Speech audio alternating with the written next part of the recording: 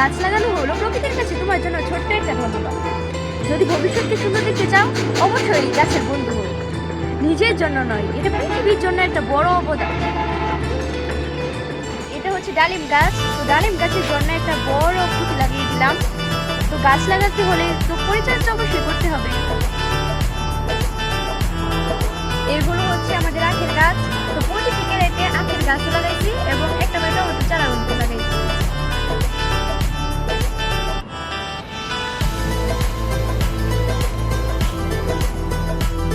এগুলো হচ্ছে আমাদের আখের গাছ। তো আখের গাছের নিচে কিন্তু অনেকগুলো আগাছা হয়েছে।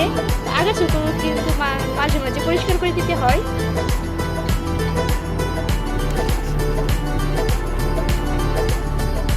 সবগুলো গাছের গুড়ের মধ্যে আমি এভাবে পরিষ্কার করে দিব। যেহেতু বৃষ্টি হয়েছে এজন্য গাছের গুঁড়ার মধ্যে সারগুলো দিয়ে দিয়েছি। যেহেতু বাগান করেছি, বাগান করার জন্য তো কিছু কষ্ট করতে হবে, তো গাছের পরিচর্যাও তো করতে হবে, এজন্য পরিচর্যা করছি। প্রচুর বৃষ্টি যেমন উপকার তেমন আবার অপকারও। এদিকে মাটিগুলোর মধ্যে বেশি পানি হওয়ার কারণে মরিচ গাছগুলো দেখেন কেমন হয়ে গেছে।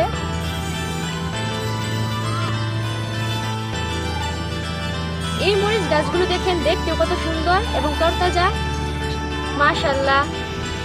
দেখতে কিন্তু অনেক বড় হয়ে গেছে। এই মরিচ গাছটার কাহিনী কিন্তু বুঝতে পারলাম না। তো যাই হোক, সবই কিন্তু কপাল। মরিচ গাছের আগাটাকে আমি ভেঙে দিব।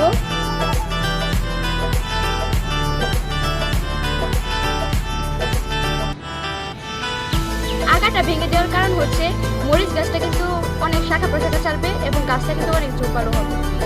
মাশাআল্লাহ, কিছুদিন আগে পাটশাকগুলো খেয়েছিলাম, ডুগা ভেঙে দিয়েছিলাম, আর দেখেন কি আগের মতো পাটশাকগুলো হয়ে গেছে।